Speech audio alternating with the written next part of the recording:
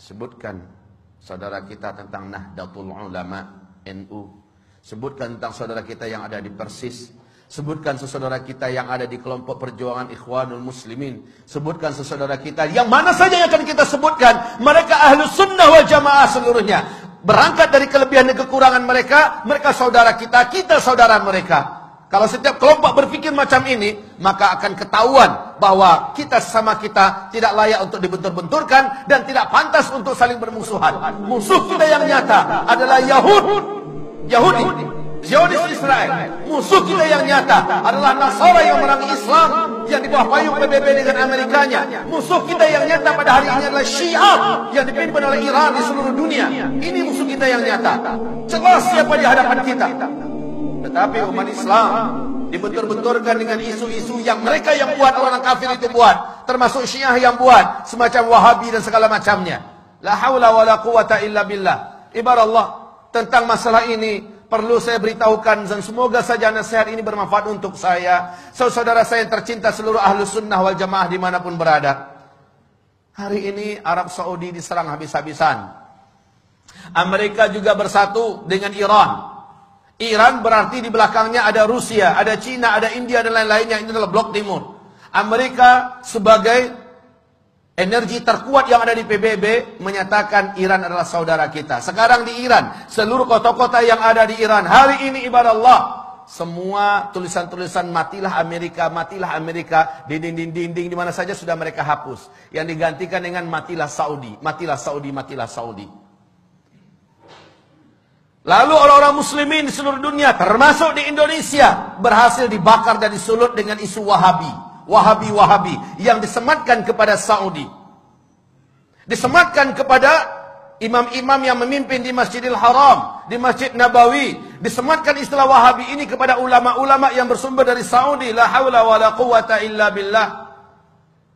Ketahuilah hamba-hamba Allah, ini fitnah. Sebab apa? Dengarkan hadis-hadis Rasulullah sallallahu alaihi wasallam berikut ini. Semoga kita tersadar betapa kita telah diadu domba oleh musuh-musuh Allah yang membawakan istilah-istilah yang tidak patut untuk dipercayai bersama. Saya yakin dan berbaik sangka bahwa seluruh yang hadir dalam Jumatan ini, di masjid ini, insya Allah Ta'ala bukan termasuk orang-orang yang mudah disulut dengan paham-paham seperti ini. Tetapi saya berharap melalui media yang ada, media sosial yang ada, dari dunia maya dan segala macamnya, di seluruh Indonesia bahkan menerobos ke seluruh dunia, sampailah hendaknya nasihat ini. Bahwa sesungguhnya isu-isu yang tidak pantas disematkan kepada Islam, khususnya Wahabi-Wahabi, dan menyerang Arab Saudi. Sekali lagi, saya termasuk orang yang benci dengan Arab Saudi. Dulu, kenapa? Loyalitas Arab Saudi pada Amerika.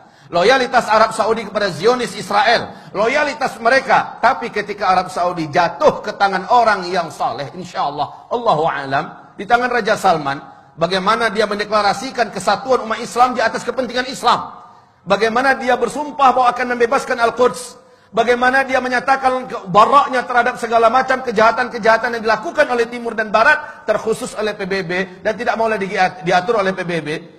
Lihat bagaimana sekarang Islam benar-benar menjadi perhatian utama. Dan sejak itu Amerika berpihak kepada Iran. Sejak itu Amerika bertekad untuk menghabisi Ahlus Sunnah wal Jamaah melalui lokomotif yang paling benci kepada Islam, yaitu Syiah. Maka kaum muslimin, perhatikan sekarang. Rasulullah bersabda sallallahu alaihi wasallam, "Inna ad-din la ya'rizu ila al-Hijazi kama ta'rizul hayyah ila juhriha." Sesungguhnya agama ini pada akhirnya nanti akan kembali berpusat dan berfokus kepada Hijaz, sebagaimana berpusatnya dan berkutatnya ular di dalam lubangnya. Hijaz itu adalah Makkah, Madinah, Taif. Ini yang Hijaz. Di zaman-zaman fitnah, Islam akan kembali berkutat atau berkonsentrasi di Hijaz. Dan ini sekarang difitnah sebagai Wahabi-Wahabi. Rasulullah sallallahu alaihi wasallam ceritakan oleh Abu Hurairah, semoga Allah ridha kepadanya. Rasulullah bersabda, "Innal Islam bada'a ghariban wa sayaudu ghariban kama bada'a." Islam mula-mula datang, dia adalah aneh, dikucilkan dan tidak diterima. Nanti ketika di akhir zaman Islam akan kembali dianggap aneh, dikucilkan dan kembali tidak diterima. Justru oleh umatnya sendiri. Wa huwa ya'rizu bainal masjidaini kama ta'rizul hayyatu fi juhriha.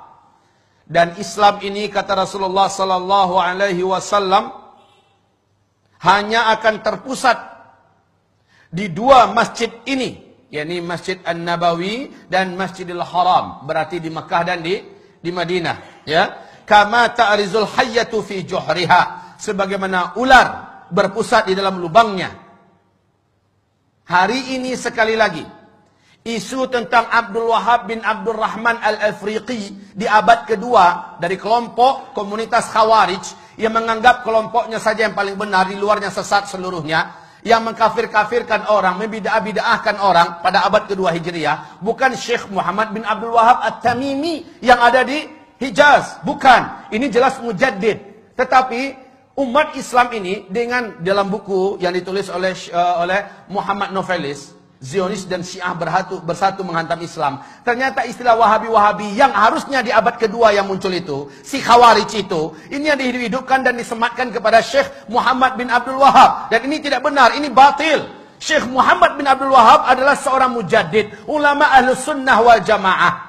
Lihat seluruh bacaan-bacaan yang ditulisnya. Lihat seluruh gubahan-gubahannya. Lihat seluruh penyampaiannya. Sama dengan yang ada pada umat Islam pada hari ini. Baik yang dipakai dan diamalkan oleh NU. Baik yang dipakai oleh umat Islam yang ada di Muhammadiyah. Baik yang dipakai oleh Sunnah wal Jamaah yang ada di mana-mana. Tapi yang ditulis, yang diucapkan, dilafazkan oleh sang Khawarij abad kedua Hijriah, yakni Abdul Wahab bin Abdul Rahman, ini dia yang sesat menyesatkan. Tapi orang-orang Syiah menyematkan ini kepada Syekh Muhammad bin Abdul Wahab. Inilah kebatilan yang nyata, ibarat Allah yang kami muliakan. Lalu umat Islam sekarang mau saja percaya dan dibentur-benturkan. Betapa prihatinnya hati saya ketika mendengar ada seorang Sunni diusir oleh saudara Sunninya yang lain. Kenapa? Sunni yang ini adalah mereka dari komunitas mayoritas. Punya kebiasaan mengamalkan ini nama itu. Yang Sunni ini tidak mau mengikuti semacam Maulid Nabi, Isra Mi'raj, nggak mengikuti, ya. Tapi dia tetap baik berhubungan dengan masyarakat. Dianggap dan dibakar-bakar, disponsori, ini adalah paham Wahabi. Diusir dari kampungnya, diusir, tidak boleh lagi tinggal di kampung, bahkan diancam bakar. Rumahnya memang dibakar. Sampai-sampai ketika disakiti sekeluarga, padahal sama-sama Sunni, yang bertepuk tangan Syi'i, orang Syiah, karena kompor yang mereka nyalakan telah membakar sesama umat Islam. Harusnya kaum muslimin sadarilah, semua sifat-sifat Wahabi yang diceritakan oleh saudara kita yang menyebar di mana-mana 100% ada pada komunitas Syiah.